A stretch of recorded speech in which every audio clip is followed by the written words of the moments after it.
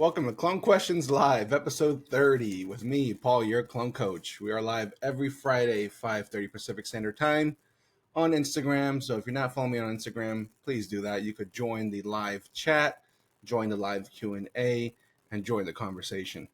So we're a little bit behind on this week's live, 12 minutes behind to be exact, but I hope that allowed people to be like, hey, man, what's going on? Is Clone Coach going live this week or is he not? So appreciate everybody that's out there. Happy Friday to everybody. If you're just joining, please share this live as you join with your friends there, your followers. So I'm going to put a little reminder there. Pick a number between 1 and 420 for this week's giveaway. And let us know where you're joining from. Not joking from, joining from. I'm just finishing this comment here. Gonna pin that up onto the chat. But welcome everybody. What's going on? Gus Garden. Golfma, hello from Thailand. That's fantastic. I was just speaking about Thailand earlier today with the team member.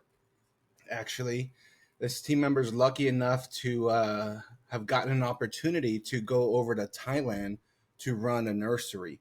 So we were on the coaching call that's included with the Clone Coach playbook from clonecoach.com. We were on our coaching call today discussing all the little nuances and discussing the venture that this client is going on. So they're going to go out to Thailand and run a commercial nursery out there. We're discussing pheno hunting. We're discussing popping seeds. We're discussing certain items that may or may not be available to people out there in Thailand. But Athena is available to them out in there in Thailand. So shout out to Athena. They're going to be running the Athena line in their cloning process and in their their whole facility. So but this coaching client is coming from California and headed all the way to Thailand to run a commercial nursery, which I thought was fantastic. And hopefully, as things get going there, I'll have the chance, cross fingers, I'll have the chance to go out there to Thailand and provide a little on-site coaching as well. So I wish this client, this team member, this Clone Coach team member, all the best in this new adventure. And this team member is excited to have Clone Coach on their side, on their team to rely on, to fall back on, to bounce ideas on, to help them keep motivated, to help them keep stay confident in this new adventure that they're going on. So greetings from Thailand, Golfma. Glad to have you. Gus Garden, much respect. Big dog, what's going on? That's another person I've had the pleasure of working with out here at actually my last commercial facility that I was working at in the corporate cannabis startup world. It was actually kind of where Clone Coach, as far as a content end of things goes, was born. While I was at this cannabis startup running their veg department and among other things, but really obviously focused on shining in that department because it was needed. Their clones were struggling, and they had Clone Coach in the house, so it's like I couldn't really keep quiet as far as like running the veg and having to have subpar clones. So we went in there, implemented the Clone Coach playbook, got the pleasure to work with a bunch of other people there, turn around the clone game, really provide awesome clones in there. But that's where Clone Coach was started, because I was doing videos in the parking lot before work started, in between my shifts. So on my 10-minute breaks, I was replying to comments, replying to direct messages from all of you guys. Um, kind of head down, just making content before work, replying to messages, DMs during the breaks, and after work, make more content. So it was really where I was like, I really want to make this switch, and it's really where Clone Coach was born. That's where I was really doing the questions, answering questions, and making videos and making clips in between all the work in there and stuff there. So yeah, shout out to you, Gus Garden. Appreciate you. For everybody wondering, I sliced myself up pretty good while shaving this morning. Instead of going down, I did a little angle, and I got like a wide slice from my razor, and I just took off a big band-aid. That's why my neck's all red. We got let's take a look here. And I appreciate the patience from everybody. We're going to talk a little bit about maximizing the revenue, maximizing the dollar signs in your nursery.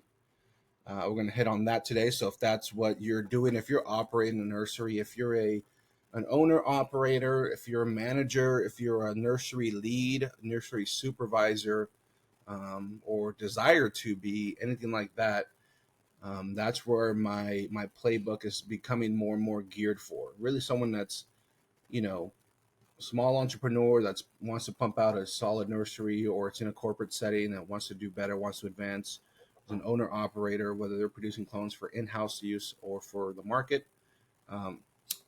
That's where the Clone Coach playbook really shines. So we're going to hit on that today, but we got Yay area in the house. Daniel, we got Virginia, we got Minnesota, Joshua Tree, Oklahoma. I hope everybody out there has shared the live as they join. Helps get the spread the word out there a little bit. And on that note, for everybody that has been a part of the Clone Coach team, first of all, appreciate you.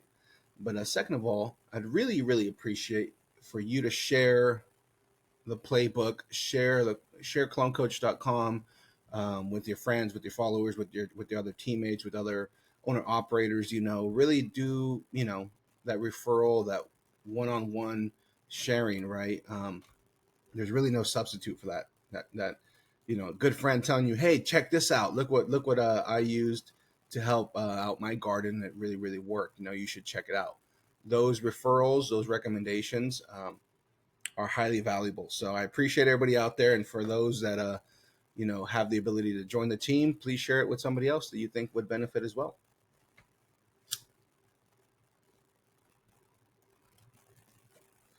But don't forget to leave your guesses in the chat here, and pick a number between 1 and 420 for your chance to win at the end of this episode a free copy of the 14-day quick guide from clonecoach.com, which is a single-page snippet from the full Clone Coach playbook, just covering the 14-day protocol. The Clone Coach playbook is so much more robust now. You get the free Best Mother Plants Ever guide as well.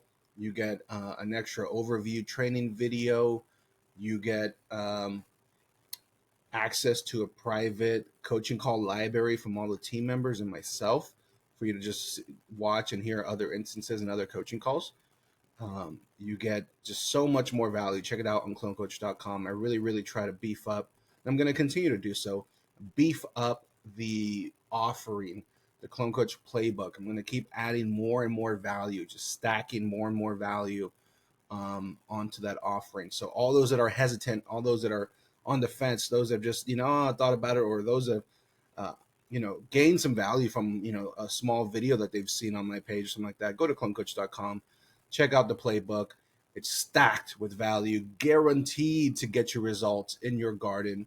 I'll be by your side until you do. So if you're worried about it, if you're not sure about it, get the best clones ever in 14 days or less, and have Clone Coach on your side willing and ready to work to ensure you get those results and on your side until you do. So check it out on clonecoach.com.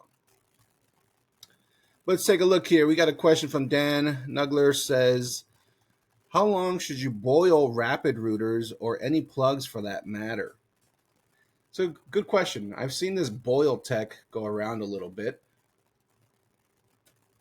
And to be honest, I mean, it stemmed from the fact that rapid rooters and other peat-based spongy, pre-moistened cloning media ends up having this white fuzz on it once people go and plug it, right? Because this is pre-moistened peat moss cube, and it's trichoderma that ends up, proliferating and, showing this white fuzz on your cloning media, which a lot of people don't like. So people have started to treat that ahead of time. But it's kind of two things. The trichoderma that ends up naturally occurring from the peat when it's in a pre-moistened state um, is not a negative thing. Visually, it's ugly, right? Nobody wants to see white fuzz on their cubes, but what's actually happening is there's not a negative thing happening. So this boil tech is really meant to address that, and I don't do the boil tech, to be honest. Um, I just inoculate with biofungicides and inoculants, and that helps me. That in combination with spraying Zerotol on the stems and that overspray hitting the tops of the cubes doesn't it prevents enough of that white fungus from growing. So I don't do any boiling on my cubes.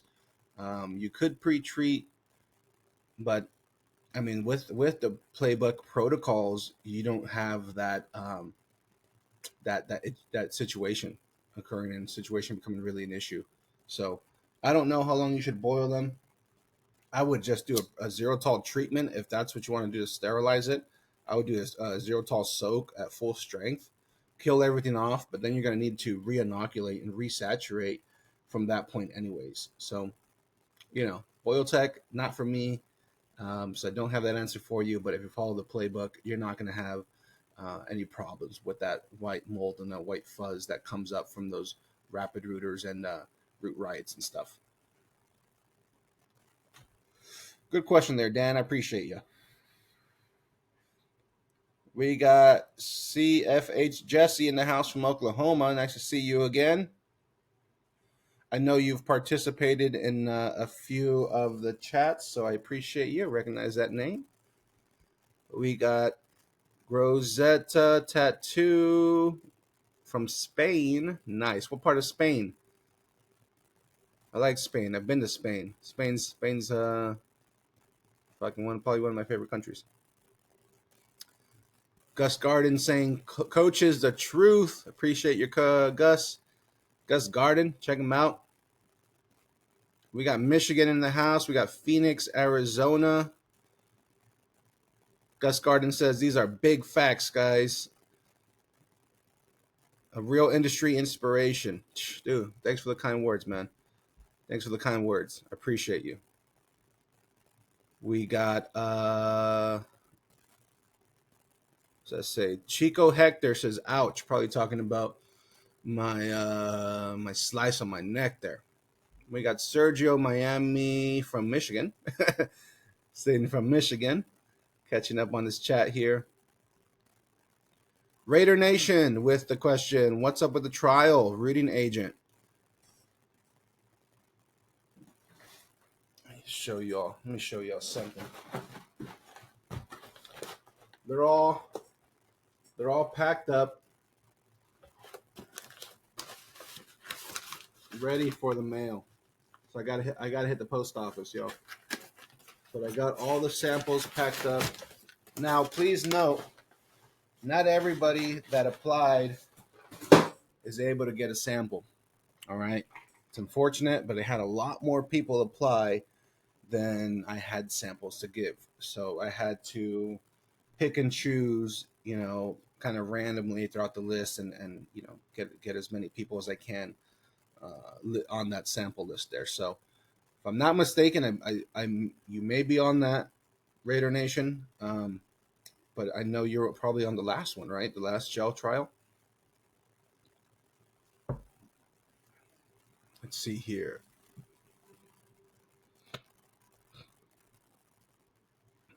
Let me catch up on the chat. Gus Garden says, "Can you explain the green/black algae buildup?" Oof, gotta love that, right? If it's on your clones, then you got yourself a problem, because if it could get that bad and accumulate that quickly on your clones in that 14-day process, even if you're preventing pathogen buildup with like your zero tall sprays and stuff, or maybe you're not, and maybe that's why this is happening. But it's an accumulation of nutrients and intense lighting on hitting the tops of your cubes, and lack of prevention, really. But if it gets black, that's just algae that's gone undisturbed and is growing thick in its layer, where it gets black. That's how thick that algae becomes, if it's undisturbed and it's just growing without any problems. So I've seen it a lot on veg and flowering plants as well. Um, Once again, improperly treated irrigation lines that aren't shocked and cleaned out in between runs, a bad water source, excess nutrient buildup combined with intense lighting hitting that uh, moistened layer on top of soil. So, and once again, a lack of preventative measures. So you're really getting that if you're lacking in a lot of like cleanliness spaces and prevention spaces, and your setup's a little bit off. So you really shouldn't have to deal with algae. It's not necessary. um, you don't have to do it. So if you are, you know check out clonecoach.com. We'll get you taken care of for sure. Got Bruce Lee code trying to join here. Terra Grow, the Wave Genetics. I'm accepting your request here. It just takes a second. I don't know why, like it's like flashing. It like comes on, then comes off. Comes on, then comes off. So I gotta catch it like once the request kind of lights up and hit accept there, which I am. I don't know why there's a delay there. Bruce Lee.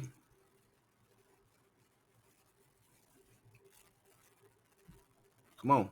What's going on? Plantsman Group, how are you? What's going on? For everybody out there that needs some predatory insects, check out Plantsman Group here on Instagram, plantsmangroup.com as well. Use discount code CloneCoach for a nice solid discount. Reach out to them, send them a DM with any questions. Dude, why doesn't it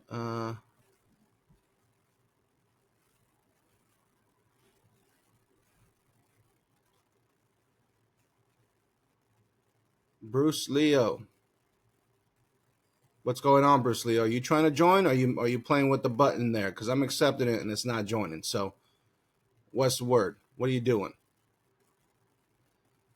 King Sour Waves Genetics says, running your SOP now, and so far, night and day difference in overall clone health. Appreciate you, King Sour Waves. Appreciate you running the playbook, running the SOP, and looking at the difference in your clones just so far.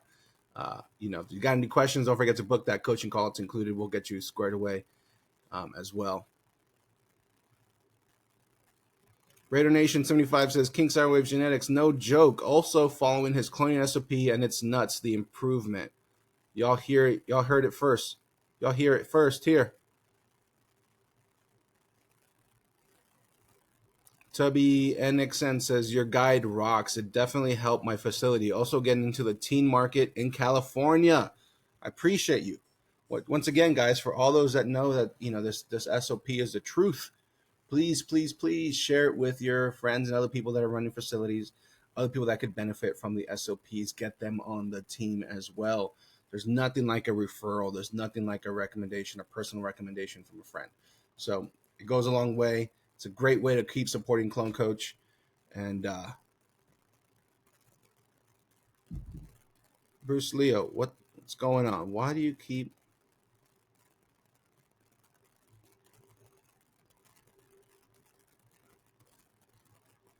trying to join, but it flashes like you're not. Are you trying to join? Are you not? Just for everybody else out there, you can join this live by sending a request there. If Bruce Leo stops playing with the button, it says you're unavailable to be in a live view request. Go live. You may have a bad connection or something. That's why it's like lagging or Twitch glitching there, because it shows you trying to request here. Oh well.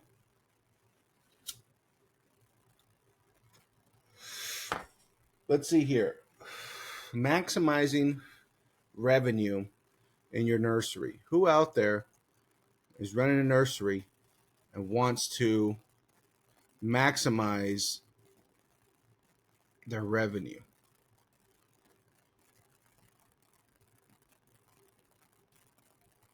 Who out there is running King Sire Waves Genetics? You as an example. How many clones you pumping out right now, and what's the team looking like? Unless it's just you, right? Unless it's just you. But for people out there that have a team running their nursery, um, yeah, Bruce Leo says you're unable to join, man. So stop trying to join. I guess disconnect or something because it's not accepting it.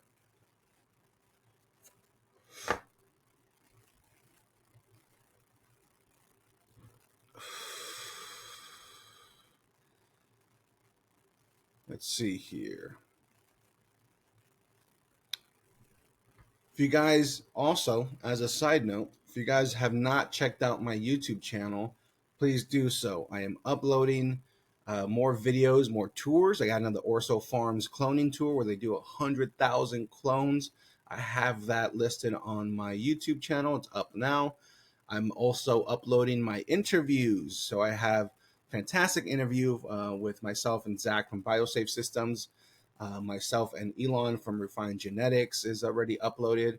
I'm going to continue to upload more and more interviews because I have them ready to go. I just got to start kicking them out, getting them uploaded. So check out Clone Coach on YouTube for some more long form content in both tours, nursery tours, and more to come from there, and interviews. Once again, a lot more to come from there as well.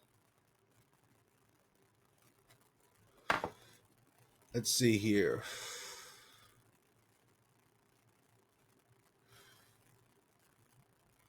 Dan Nugler, how long should I boil rapid rooters or any plugs for that matter? I answered your question earlier. I don't boil. There's no need to boil. It's not a tech that I employ. It says follows the SOP and had problems with foam cubes. So going back to what I know with the SOP, elaborate on that if you can, Dan. Um, rapid rooters, yeah, rapid rooters. You'll get that trichoderma from it being pre-moistened and having a peat based. You could keep it at bay with just doing your xylitol sprays that are part of the SOP. That protocol is going to prevent and reduce any sort of white buildup on the tops of the cubes where it really shows itself during the rooting process. So if you're following the SOP, you're going to suppress that trichoderma from growing on the tops of your cubes during the rooting process. So if you could elaborate a little bit more, let me know what you're thinking.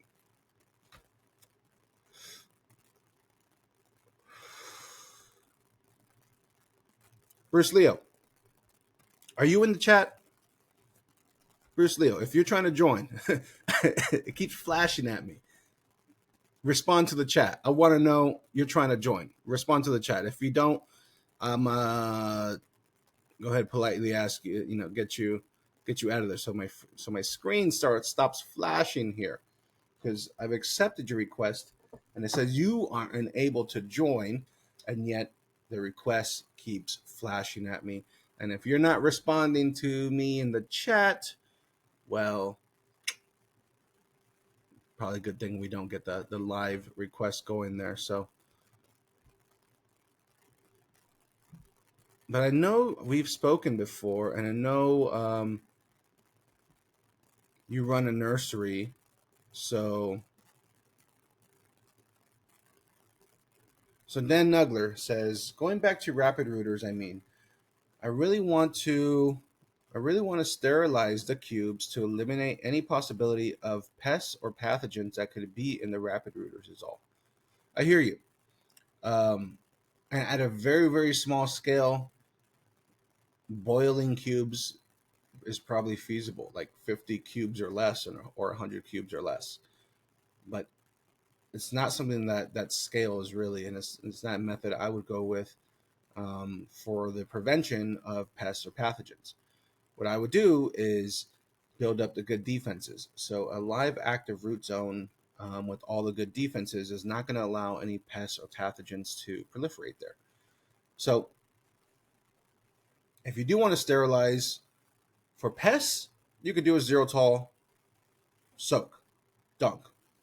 Even doesn't have to even be a prolonged soaking. You could just do a full saturation, kill it off, and it's out of that zero tall. So that's pathogens. For pests, if you're concerned that you actually have larvae or anything that's active that you really want to kill, then like a pyganic soak is going to kill everything instantly, and then you could go back and use it. If you just want to be preventative with it, um, you could inoculate your cubes just like the protocol says with an inoculant, but you could add biofungicides to prevent against pathogens and bioinsecticides to prevent against any insects, larvae and things like that. Usually fungus gnats, anything crawling around. You could even add Azagard to that as an anti-feedant for anything that is in a certain stage of life, for it to kind of cut off its life cycle as well.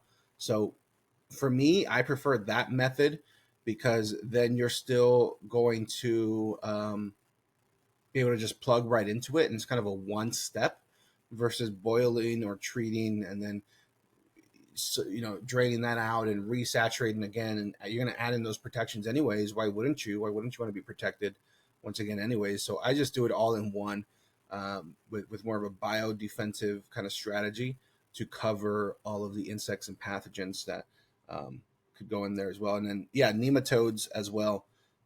All those things are compatible, so there really is no negative effect with combining everything in one soak. All the good defenses, bioinsecticide and biofungicide, nematodes, Azagard, like get it all in there.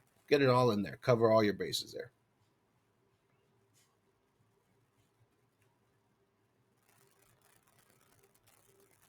Raider Nation says, I have not purchased Zerotol yet, but the trichoderma light buildup only happens when I pack my domes too much. Too much moisture at the beginning. After spacing, I had less problems. Good little tip there. I mean, you're not really addressing it, directly. It's kind of indirect, because sometimes if you have too low of a plant count, which I've seen, you don't have enough condensation buildup in your domes, and there's issues that way. So it may, in my eyes, may not be the best strategy, because then you're not protecting or preventing anything by not using any zero tall or killing anything. So whatever is there, it's not getting suppressed at all without any preventative sprays. So it may not be there visually to the eye to that extent, but it's not getting killed, it's not getting addressed, so it's still there. Raider Nation says, still going to try it to maximize my clone production. It'll keep them clean. It'll keep them clean. What's going on?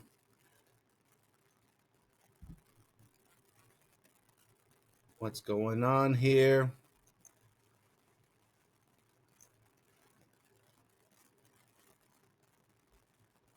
If you're just joining, let us know where you're joining in from.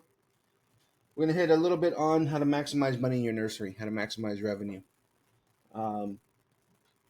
First of all is maximizing the A grade cuts on your mother plants. Okay. A lot of people take B and C grade cuttings from their mother plants because they're cutting too often or their mother plants aren't where they're supposed to be.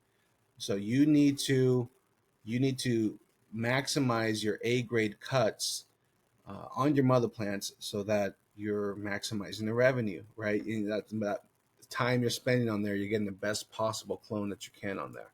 So if you're having issues there, you want to start training your mother plants early, and you want as much of an even flat canopy as possible to get as much uniform growth for those A grade cuts. Okay. If you have a mother shape like a dome, there's less uniform A grade cuts. Okay. You have a light source from the top and you have a plant, big mother plant shaped like a upside down bowl, right? Versus a mother plant that has an even canopy.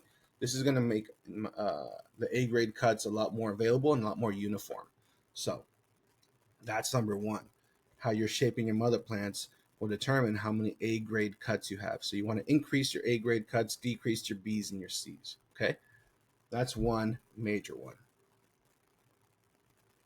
Let's garden. If your facility doesn't have Xerotol, what's a good alternative?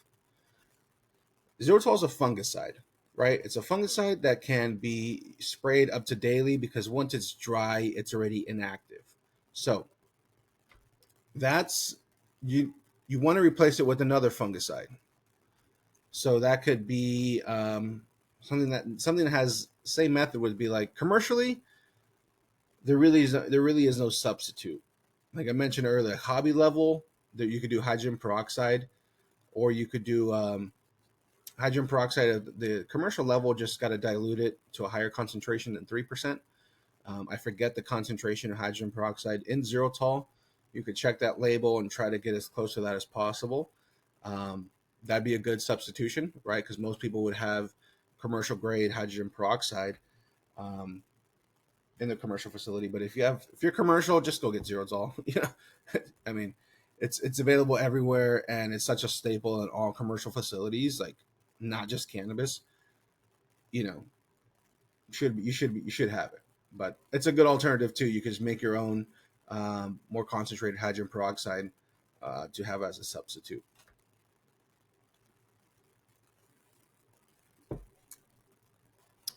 Dan Nugler 80 says, so can Xerotol be added with the initial soak for that preventative? It's a good question. If you add it, it's just going to kill everything else that you added. All the other things that I mentioned, the inoculants, the biofungicides, bioinsecticides, all that microbial activity, if we add Xerotol in the mix, Xerotol is made to kill all those things. So we'd be canceling things out and just wasting money, right? So all of those microbials and those bios are a benefit to your clone and your root zone. So that needs to be the last thing that media gets saturated with prior to getting stuck with clones, right? If you did Xerotol, you killed everything, you would start sterile in that sense, but you would not have any of the added benefits that come with inoculating your root zone, inoculating with biofungicides, other protections, bioinsecticides protections, nutrient uptake, all that. You're not getting any of those benefits if you run sterile, if you just soaked with Xerotol. So you could do it; it'll kill everything, but then everything's dead in that cube, and it's not really. I'm not team sterile. I love me some microbes. I love me an active root zone because there really is no substitute for it. There really isn't. And at this stage of growth, we have such a small media to work with on our clones. We want to supercharge that with as much beneficials and much action packed of a cube as possible, so you could transplant that and keep that momentum going. So it's a good question though, Dan. You can be doing just to kill it, but I wouldn't let that be the last thing that it gets soaked with, so that you don't get any of the added benefits of the microbials. Let's see here.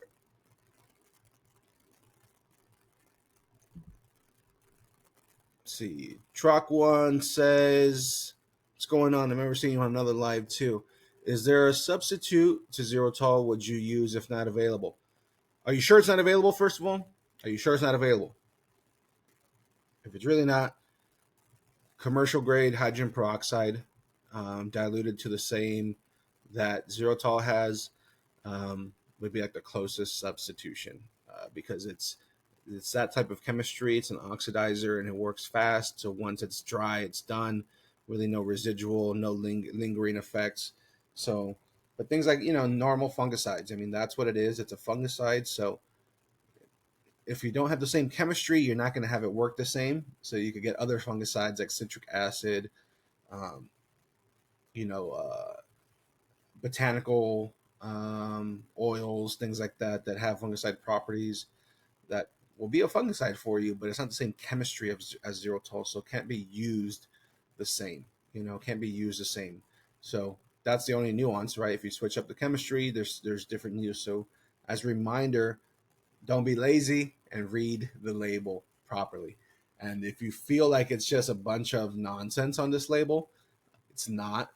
There are a lot of critical pieces of information on the labels of all of your bioinsecticides, your fungicides, all of your IPM products. So don't be lazy. Read those labels. That's where all the information is at. So do yourself a favor. Read those labels.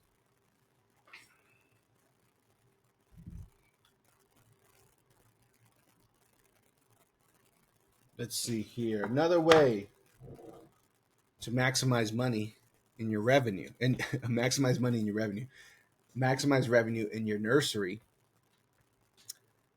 is to turn trash into cash. Okay. People ask me, will this root? Will this tiny piece root? Will this big thing root? Will it root? Will it root? The answer is yes. Any little underdeveloped node will will root, and I've gotten it to root time and time again, even on full size cubes. Okay, guys. So a real secret to maximizing money in your nursery is to take those little side shoots when you snip your clone and you go to trim up your clone, right? You make that mess of clippings. You'll have these side branch nodes that are too small to keep on that stem and or too low on the stem, right? And you usually have two or three of these little side branch nodes that are a little underdeveloped, maybe 1 or 2 inches long. That's your money. If you separate those, dip and plug those, you'll have a little 1 inch clone. Okay. Now, all you need to do is follow the same rooting protocol, the playbook. You'll follow the same rooting protocol, get them to root, and then just let them veg in that cube. Okay. You let them veg for 1 or 2 weeks, and you're going to have yourself, excuse me, a normal size clone and or a mini clone where you could address your more value based commodity based pricing of your plant stock. But what you're doing is that literal trash that you were going to put into the green waste and pay to get collected, pay for more green waste, you go and plug that. You add some material cost to that. You plug it and you let it cook. And that's just an extra way to have more numbers, more stock in your nursery. So you turned one clone into potentially 3 to 4 clones or 3 clones just with more time. So one snip, instead of it just being an $8 to $10 clone, you now have that $8 to $10 clone, and then say two little minis, little shorties, right? And those are $5 each because they're on discount. So now you've generated $20 of revenue instead of just 10. Super huge hack. All right, guys. Like that's not adding more lights. That's not increasing the square footage of your mother plants. That's not doing anything. No inputs, no sacrifice, right? It's just it's just taking that trash, taking those side branches that are just long enough to stick, half an inch into the cube, and you're gonna have a little shorty. That's what I call them, shorties, little mini plants that you could sell for $5 a pop because it's the same genetic, same quality, same health, same root zone, same everything, just a little bit shorter. And for you, it's just an offshoot that you were gonna throw away into the green waste, but you separated it, you plugged it, and now you let it cook. It's cooking on the shelf where it doesn't require much input, and you've generated twice as much revenue from that one stem in your nursery. You want to maximize your revenue in your nursery? Join the Clone Coach team. Grab the playbook. All right, guys. If you're an owner operator, if you're a manager, you're a lead, you're a supervisor in a commercial nursery, you got to join the team. These are the kind of tips that I could feed you to ensure you're maximizing everything in that nursery. All right. So, who likes that one? Who out there right now listening like that little tip right there? Let me know in the comments. Maximizing revenue in your nursery with shorties, with trash, literal trash you're gonna throw away. Literal trash. Dan Nugler so says so you can soak slash dunk plugs with Zerotol to kill anything that quality control from the manufacturer missed. Then do regular soak with feed and bennies. Yes. If you wanted to ensure you're starting clean, you do that initial soak with Zerotol. Like I said, it doesn't need to be a prolonged soak, like half an hour or 2 hours, minutes.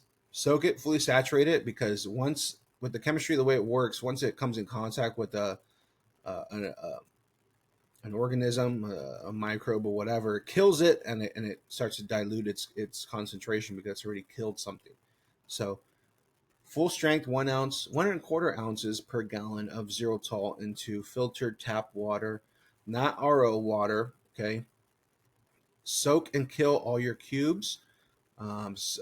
Clean them up, and then this is where I would do the squeeze. Right, squeeze out all of that solution, that Zerotol solution from your cubes, and then throw them into your regular soak with the bennies to saturate for that half hour or so to kind of resaturate and re-inoculate those cubes after you've squeezed out that Zerotol solution from them soaking in that.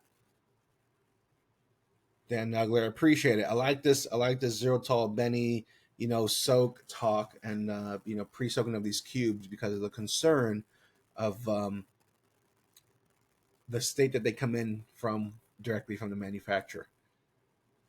You're not alone, right? You're not alone. So you're not the only one that said that. So it's a good thing we're touching on it. Tasty Terp says, you think it's exactly the same? Why do some pros do only cuts from tops? I'm a pro and I only prefer cuts from tops because of the uniformity that you're passing on to the vegetative state and eventually the flowering state, right? That uniformity, the even distribution of nodes for your entire canopy. You don't want to transplant, and sift through 40% more plants just because you're trying to pick the best.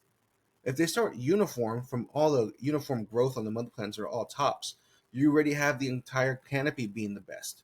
All right. So that's one huge reason why you only want to cut tops is for that uniformity, uniform growth throughout the entire rest of its life.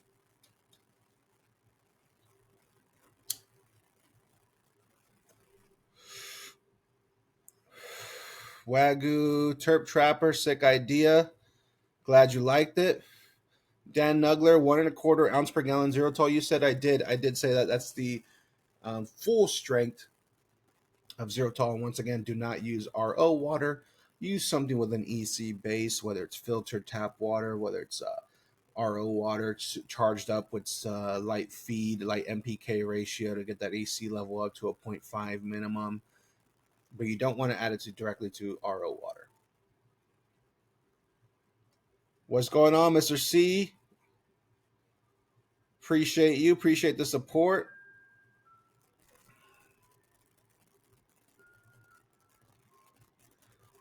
Let's see. Hopefully it's not my live thing that's messing up because I've had Bruce Lee trying to join. Now I got somebody else trying to join that I accepted. Uh, but if it's not working, then it might be me. I don't know. It usually isn't. Usually have had zero problems with people joining the live. Zero problems.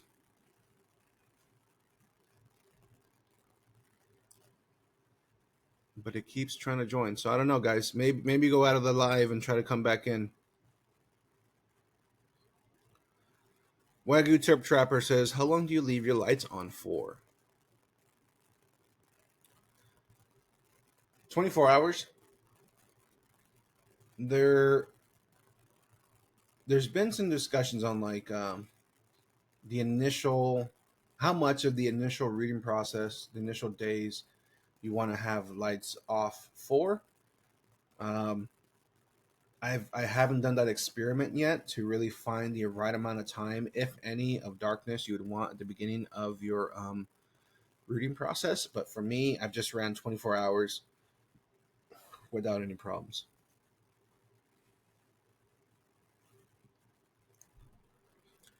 Yeah, Mr. C, I accepted yours right now, so I'll try live. Yeah, so Mr. C joined with one click, so I appreciate that. Bruce Lee says he's unable to join, and Terp Tasters or something is trying to join. Mr. C, though, appreciate you, though, man. I'm a huge fan of yours for the support. You're doing awesome. You're doing awesome. I love it. Wait, got the clone right here. Yep. I'm a supporter of this guy. True freaking true. Testimony right here. Got baby cones. I didn't mess up the first time because I didn't vent the vents right away. I left them open, fully open for the first couple of days. Nope.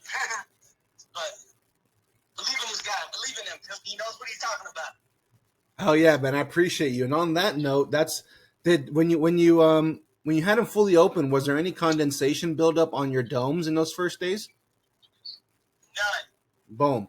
So that's something that I'm finding that people have like done like oversight on, like they've missed it, right? We're like, oh, they focus on the protocol, they focus on whatever else step, but they ignore the fact that their domes don't have any condensation the first week of rooting with the, like that's like a huge red flag right away. Like if you don't have condensation on your domes when you should, the first week with it being closed up, even with the vent cracked or whatever, that's a flag. So, that's a good learning lesson. It happened to a client I was on a coaching call today with. They're like, I'm doing everything, but I'm looking at the pictures. I'm like, well, why are my domes all dry? Did you just burp them? They're like, no. Well, they're just like that. I'm like, well, in the burp wipe spray protocol, on the wiping, we want to have condensation to wipe off. Like you should be talking about what towels are best and how do I just swap out a dome because I got too much condensation that I'm dealing with during these burps. That's what the conversation should be like, not like,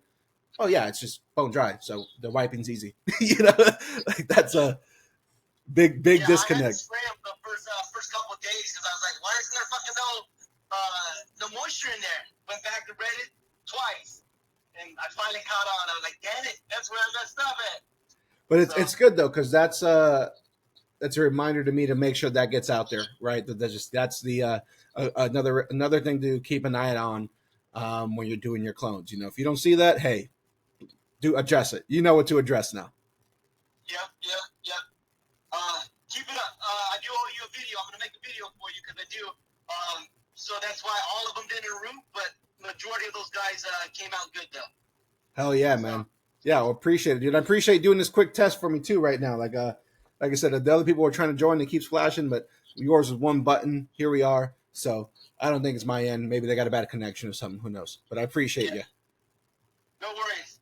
All right, guys, keep on going on and follow this guy. Guys, make sure you guys go get that SOP guy. Hell, you heard it. You heard it there first. And give Mr. C Growing 4B a follow on Instagram too. Let's keep this community growing, keep the team growing. Yeah, I got a screwed up name. It's for my daughter, but yeah, Mr. C Growing 4B. So there it is, guys. Buddy, you take care. Appreciate it, man. Have a good night. You too. We'll see you.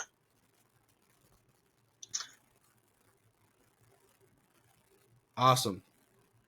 So it's not my live that's not working. So I don't know, y'all. CFH Jesse says, is that just for soak or is that for the spray too? And why is it bad to mix in RO water, the xylitol? It's bad because RO has no mineral content in it. So the input chemistry basically just throws that pH out of whack. There's nothing to stabilize an incoming acidic chemistry from taking over that pH. So that's why RO is not good. I mean, you always got to add a mineral base to RO for it to best support any incoming chemistry. That's the thing with RO, guys. I mean, people put it on a pedestal, but there are some downsides to having RO as your only water source. So it's bad because there's no mineral content. It's going to make your pH drop to about 3.4. So that's why we say filter tap or some mineral content in there so that you stabilize your pH. And is it for the spray too? It is. That's the highest dosage, and that is plant safe as well. So you can spray that full strength, especially in the curative end of things. So if you want to kill and cure something, that's the top strength. If you want to just stay on preventative, you can go half strength at 15 mils per gallon. And that's no shout out to BioSafe. Boom, got the hat there. But everybody, get your guesses in. Get your guesses in now. Let's see here. Wagyu Trapper says, I'm getting yellowing. Is that from the light intensity? 100% can be. Yellowing's going to come from either your light intensity, your inaccurate nutrient feed, and or inaccurate pH. Those are going to be their main things that's going to cause yellowing. If you have more than one, even more so, right? And it depends when that yellowing is happening. So if it's happening around day 8, day 9, it's usually nutrient related, especially if there's a lack of roots. Now, if you say, well, do have roots, but I have really yellow clones, then we're going to look at our light intensity, the ratio of nutrients, the uptake of those nutrients that we're pre-soaking with, the pH.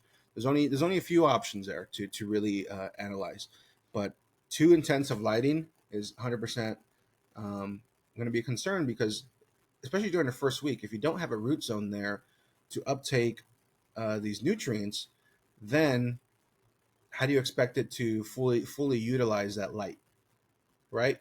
So once there's a established root zone, then it's more able to uptake more intense lighting. So my clones usually hover around 150 ppfd from low wattage LED strip lights. Anything above that, I've seen issues happen. I've even seen issues happen with like those LED lights from like Fluence and stuff that are like 3 bar like adjustables. For some reason, like the spectrum on that and stuff is always a little funky. It's always a little funky. So yeah, check on the what's your light intensity at, and if we don't have the right ratio there, then we're gonna have some problems. Hence, sure 77. What's going on? Let's see here. I did clones. Dan Nugler. I did clones before I bought the SOP, and one time I had white puffy cloud cotton-looking thing on each cube, about an inch tall. What the hell could that have been? Happened within 2 days after the plug. That's the trichoderma we've been talking about. That comes from the peat in your peat-based media naturally occurring. It's going to happen with that moisture and stuff. So that is that trichoderma. Once again, it's not mycelium. Like Gary Garcia says, it's not a negative thing. It's not attacking your plants. It's actually, if that's there, then it's less. Then bad pathogens are less able to penetrate and take hold if that's already established. So it's actually a good thing, Like I said earlier, though, visually it's not. Visually, it's not appealing. So that's why we suppress it there. Biofungicide, yep. That'll help keep things at bay. The fungicide like Zerotol will kill it on contact. And that's, like I said, once we're doing our sprays, that overspray on the tops of the cubes just keeps everything clean from the tops, from algae, from the white growth, from any kind of fuzz happening. Torqued Farms is going on. Have you joined the team yet? Torqued Farms? What's going on? We're talking about Zerotol. We did talk about Zerotol. We're talking a lot about Zerotol. We're talking about maximizing money in your nursery, maximizing revenue in your nursery with some hidden trash to cash options there. maximizing your A grade clones as well on your mother stock, the uniformity there. And lastly would be like your labor and your labor split. Um, so if anybody out there is doing production nursery stock and has a team going, get a hold of me, send me a DM, let's chat, because that nursery split's so valuable. What I found so critical. I'm sorry. What I found, it's usually a 2-to-1 ratio, 2 cutters to 1 plugger, and quite honestly, that plugger is doing some prep work prior to plug work while the cutting gets started first thing in the morning. Because the cutting off the mother stock and cleaning up the stems and prepping them, dunking and prepping them into the cups takes the majority of the time. Doing that last step and plugging them, you could go through a tray of clones in 5 to 10 minutes. So that's the fast part. So usually a 2-to-1 ratio. If you have everybody stacked up, waiting for more clones to come in so they could clean them up and plug them real quick, and then wait for more clones to come in. There's one guy or one girl cutting all the clones from the moms. Your ratio's off. Okay, so stack up the cutters, reduce the pluggers. Once the cutting is done at the end of the day or halfway through the day, and that gets cleaned up, those cutters come and join the plugging and wrap up all the plugging before the day's over. And then everybody's done plugging at the same time, or one or two people finish plugging before everybody else, and starts the cleanup process and wraps up the day, cleans up all the mess, gets all the green waste.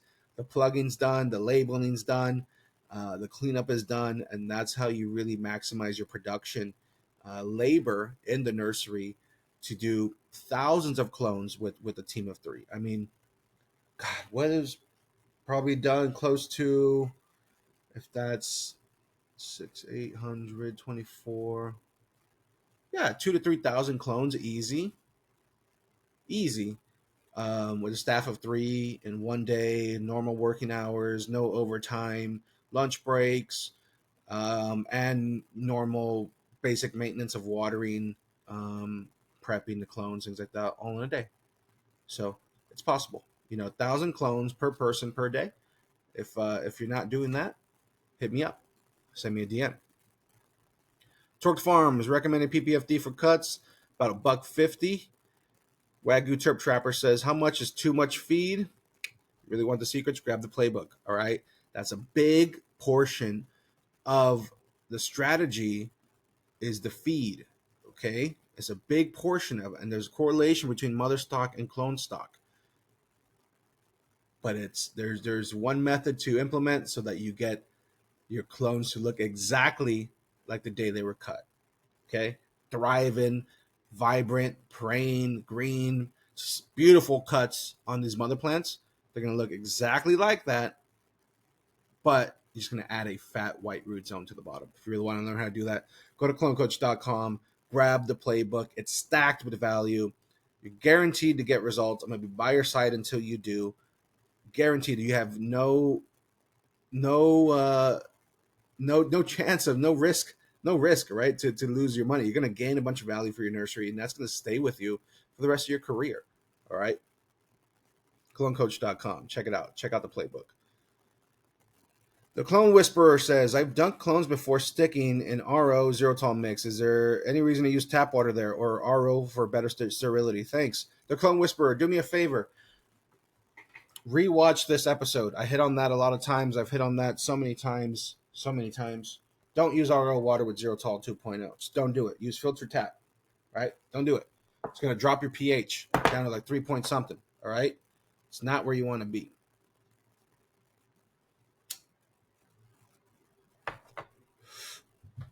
And another quick tip,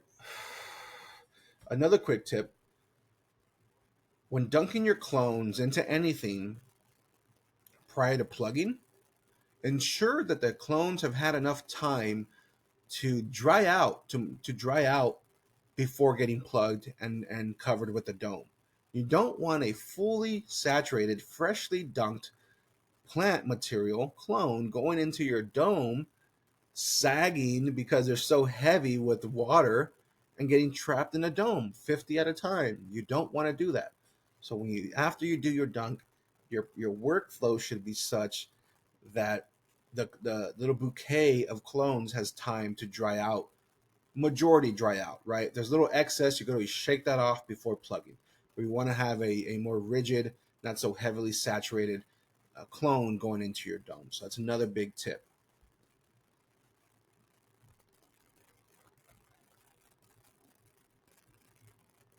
Dan Nugler, the white fuzz freaked me out. Jerry Garcia, let's see here. Let's see, try to accept there.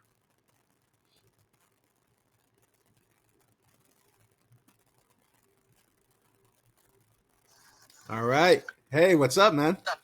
You recognize me? I went live with you once before. Not with the hat and shadow, but possibly, man. What's going on? That's all good. I'm sure you go live with a lot of people, but so you talk about, I appreciate the whole RO water thing because I have a buddy that uses RO water for watering, and he's like, yeah, I use these nutrients that usually pH is right out, and I helped him out one day, and I'm like, no, it doesn't pH right out. It drops down super low. And I was like thinking, I think it's the RO water. Like I use dechlorinated water. Like I have. Do you do it naturally, but just by letting it soak out in the air overnight or something? I do that, and I have my Microbe Life dechlorinator. I put my water in my jugs. I put the dechlorinator in, and I keep the lids off, and I let it sit overnight or for a day or two.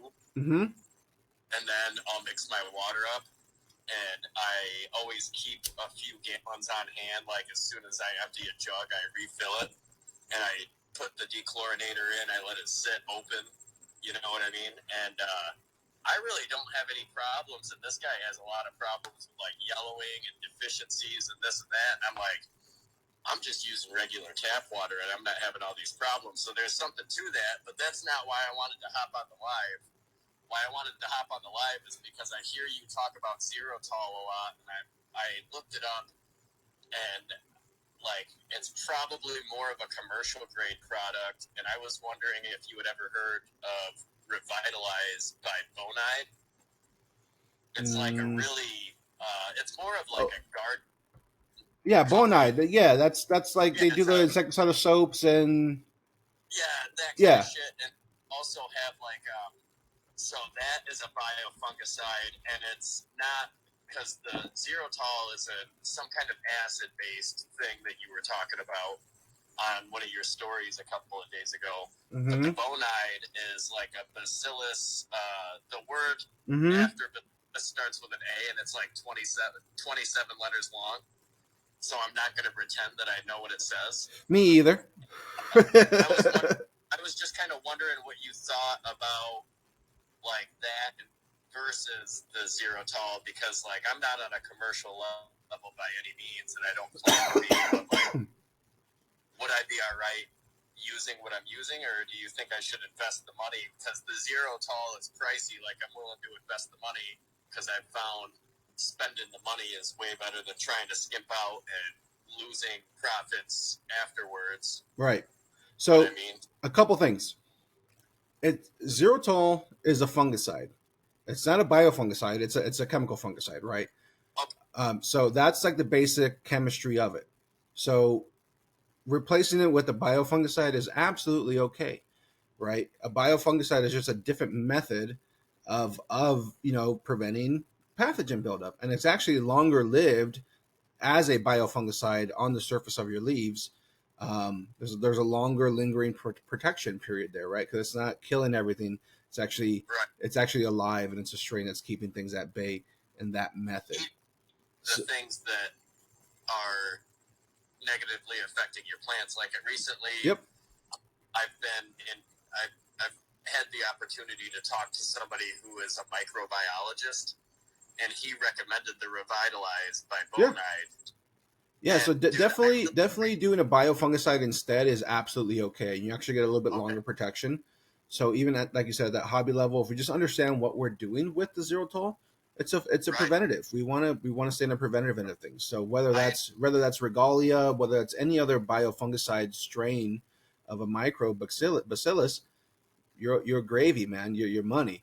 It's been working really well for me, and I really appreciate the information that you put out because you approach it in the way that that guy who is a microbiologist approaches it, not in the way that like, okay, this is what you should be doing with your plants when you should be doing it, but why are you doing it? Yeah. Understand why you're doing it. Yep. Because when you understand that, and you're not just doing something and going through the motions, but you understand why you're doing it. Yeah, you're not hindered by saying, "Oh shit, I don't have xylitol, I can't do anything." You're like, no, Right. Understand what's happening in this stage, what the goal is here. 14-day thing, and I was like, all right, I definitely need a biofungicide because not only does it help with protecting everything that colonizes the roots, you know, any kind of fungicide, I have to think colonizes the roots and keeps those clean, and that's how you get those nice white roots. And that's why, like, in the root zone, that's the inoculation of biofungicides and other strains of Bacillus to really get that vibrant, active microbial root zone. Right. On the stems and stuff, on a hobby level, you could even do 3% hydrogen peroxide, because that's just going to oxidize and kill everything on contact, and it's going to go away. That's it. So Right. same method as xylitol. Xylitol also does have like an HC version, which is like a gallon size, like home version of it. So check that availability there. I think that's going to be like more home and garden type of product where Bonide would be found too. Smaller container and stuff.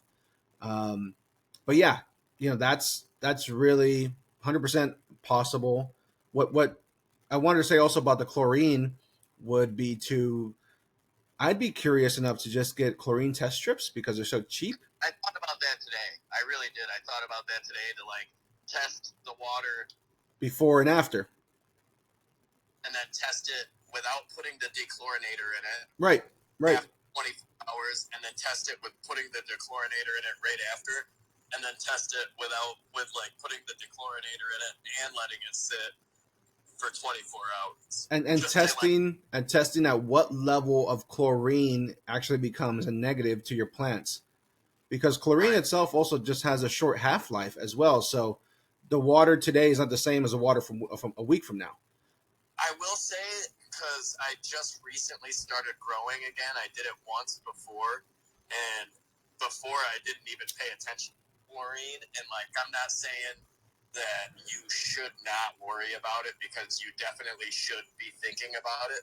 But I didn't notice a super negative effect on my plants. Right. But at the same time, like you said, the chlorine has a short half-life. It's not there for long. It's still killing some of the things in your soil that need to be there, or in your hydroponic system that need to be there. Like, but at the same time, when I wasn't dechlorinating my water and wasn't letting it sit overnight, I wasn't having problems. Mm-hmm. But I think it's all the minerals and stuff in the water, because it's not filtered tap water. It's just tap water that's sad.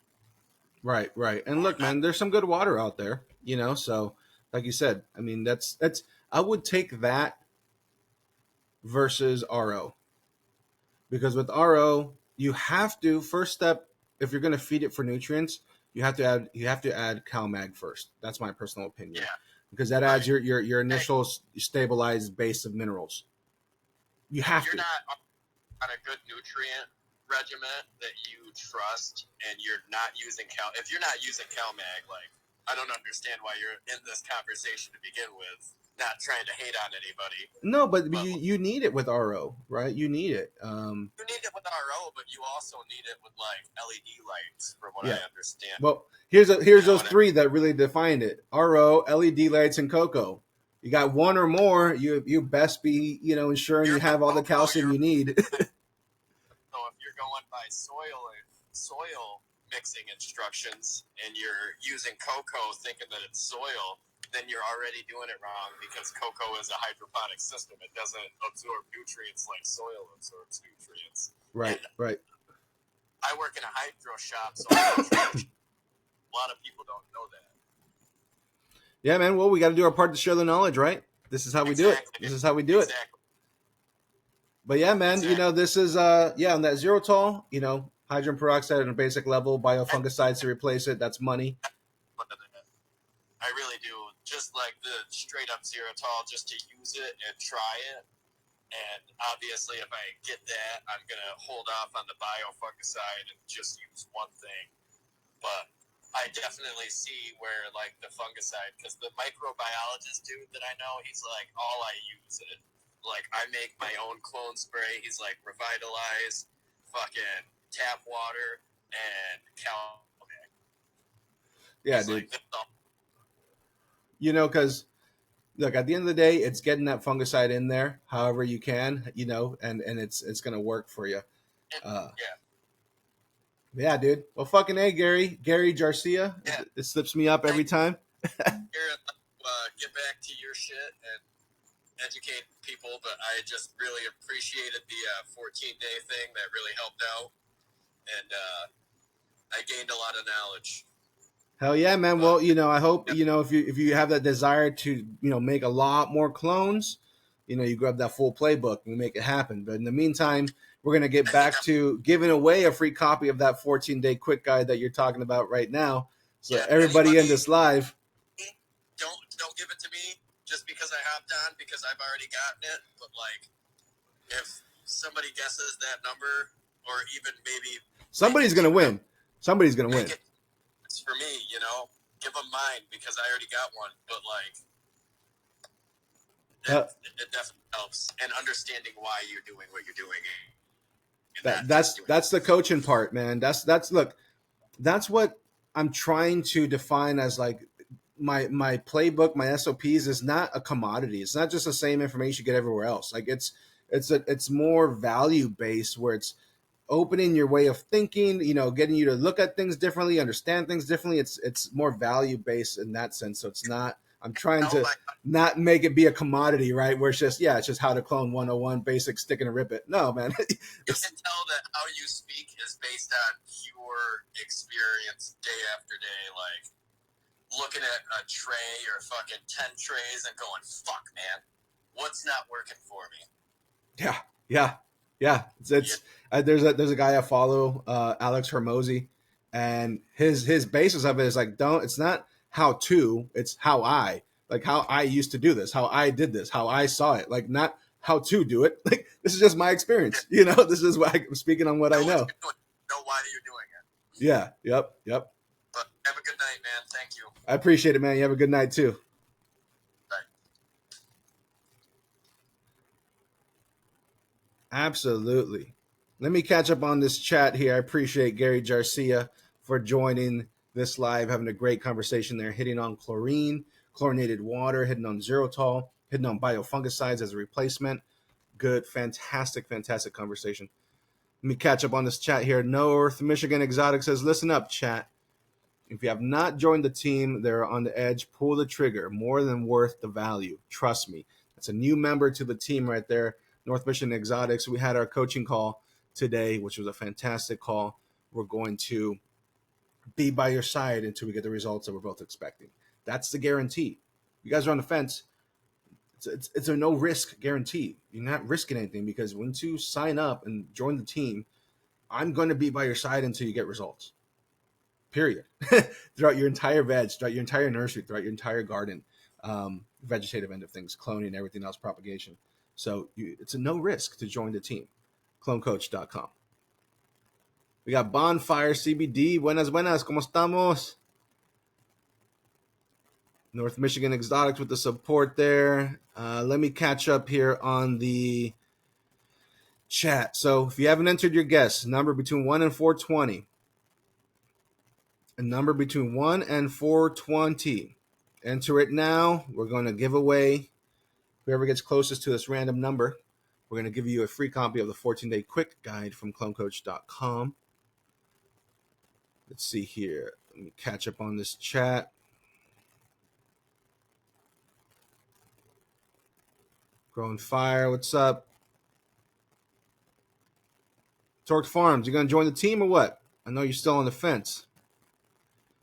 Wagyu Terp Trapper, you're thinking about it. You got these concerns. You got these issues. You got problems you want to solve in your nursery, in your garden. This playbook is 360 degrees. All right. You're not going to join the team and say, hey, I got something else going on in my veg. I'm like, well, it's not what I do. We can't touch on it.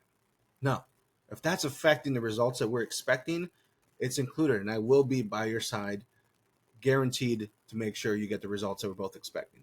That's what you get when you join the team. So if you got all these thoughts, all these questions, all these concerns happening in your garden, in your nursery, areas you want to improve upon, the training material alone that you could provide to other staff members to follow, to free up your time from the propagation end of things, you already made your money back tenfold there. So don't hesitate. Join the team today. But get your guesses in there. Same thing with Budsy Farms. You have an SOP for spider mites in the nursery in your playbook.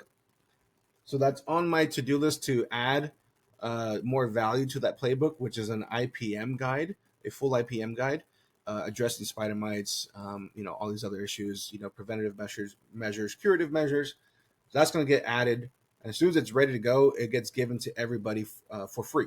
So no matter what time you've joined the team, anything that gets added to that playbook, you'll get sent a notification saying, here's access to that new free value added product there. So once again, I don't have it set up for you quite yet, but if that's what we need to address after you join the team during our coaching calls and our visits and stuff, that's what we're going to address, and we're going to get you what you need. So 100% Budsy Farms, we'll get you taken care of.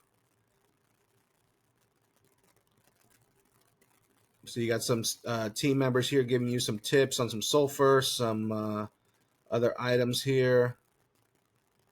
And Budsy Farms depends if your predatory mites don't help infestations. Okay, so if you got infestations, Budsy Farms, like the question is, what level of infestation is it at? How much of your garden is affected? What that dollar amount ends up being? What are we really looking at? What's at stake? Because if you got an infestation, how much canopy is at stake? What is the size of the facility? Will determine the bigger portion of the protocol to implement to attack this here. And asking what you've done so far, what's happening in the meanwhile, what has happened or hasn't happened. If you have an infestation that you have, hundreds of thousands of dollars at stake, that's additional, right? That's got to be its own thing.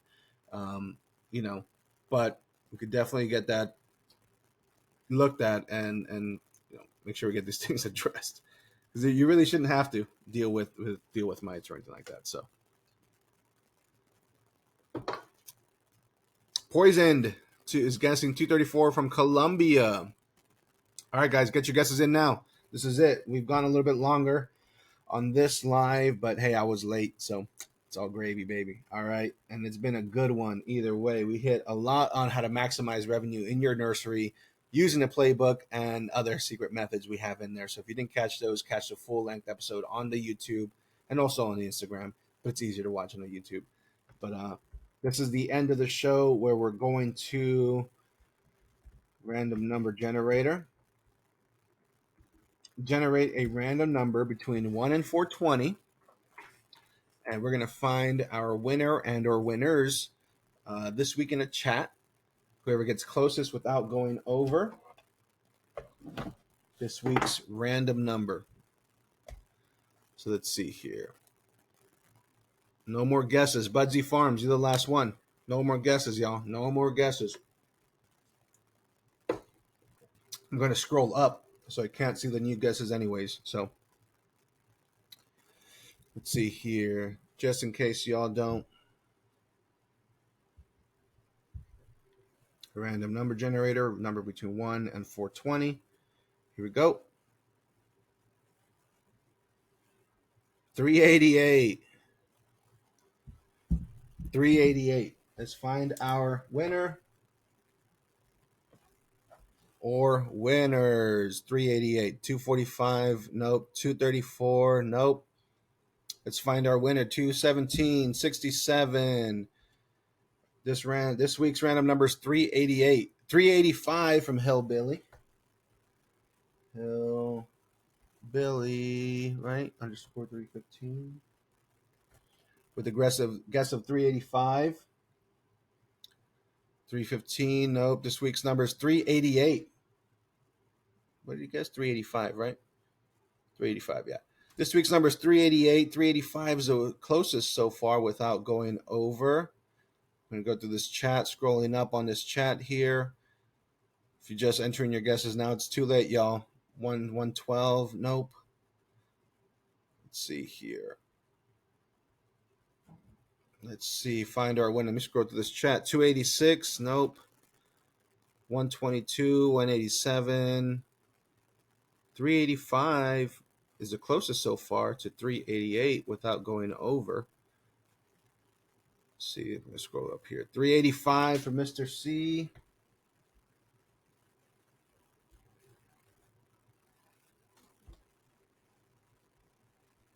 $385 guesses, so that'd be two winners. Let's see here. 388 is this week's random number. 275, nope. 17, nope. Sorry, not this time.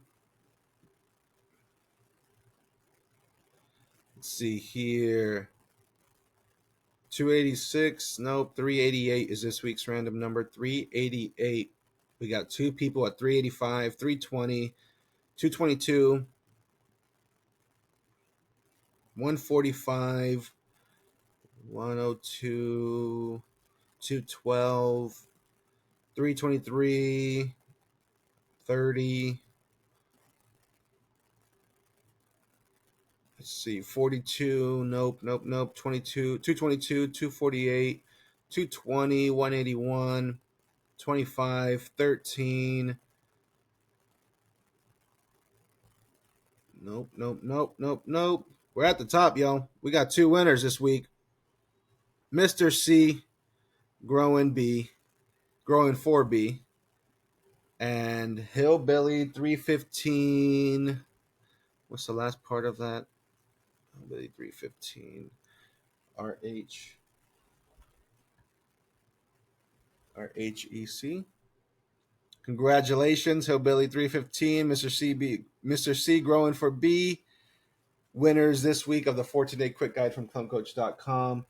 I'll send you guys a DM for winning this week's giveaway.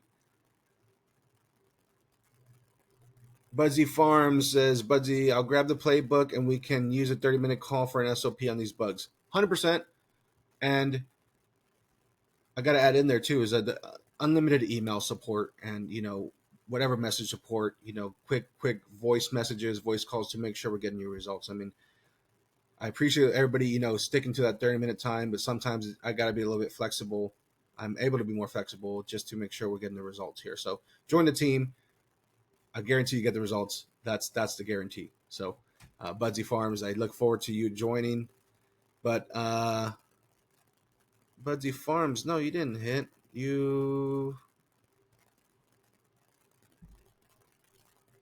We got two winners, Hillbilly and Mr. C, with 385s on their guesses, with the random number being 388 this week. Appreciate everybody joining episode 30 of Clone Questions Live. Can't believe we've done 30 episodes of this, but it's pretty cool. So I appreciate everybody. We'll join you guys next week, Friday, 5:30 Pacific Standard Time, here on Clone Coach on Instagram. You guys enjoy the rest of your night.